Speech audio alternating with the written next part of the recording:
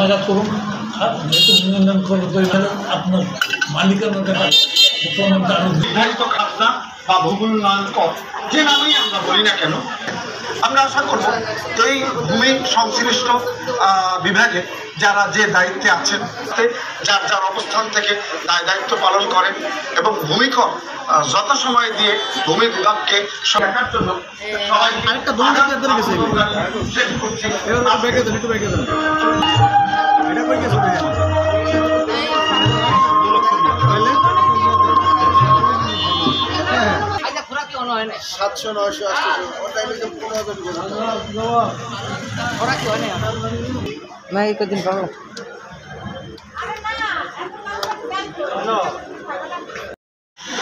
বিশেষ করে যারা যে ডেভেলপাররা ফ্ল্যাট বিক্রি করছে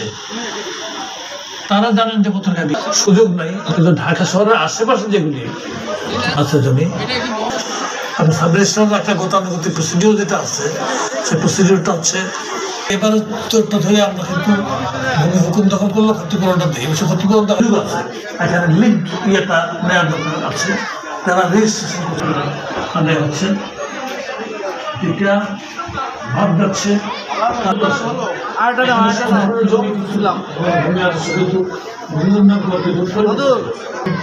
জমিগুলি শ্রেণীকে পরিবর্তন হয়। কেউ যদি কোনো পথে গিয়ে দেশ দ্রুত নগরায়নের ফলে বড় বড় শহরের পার্শ্ববর্তী অঞ্চলের সম্ভব হয় না। আমাদের ১০০ দেশ লোকসংখ্যা বাড়িয়েছে ১৮ কোটি, যে পরিমাণ জমি যে পরিমাণ মানুষ অর্থ মন্ত্রণালয় কখনোই ব্যাপারটা রিফিউজ করবে না, কারণ টাকাটা তাৎক্ষণিকভাবে আমরা অর্থ মন্ত্রণালয়ের কাছে চলে যাচ্ছে। উন্নয়ন সংশ্লিষ্ট কর্মকর্তা থাকেন, এটা দীর্ঘদিন ধরে এটাতে অবহেলা আছে, তার নিয়ে মাঝে মধ্যে আমরা সে অধিকারের সমর্থনে আপনার যে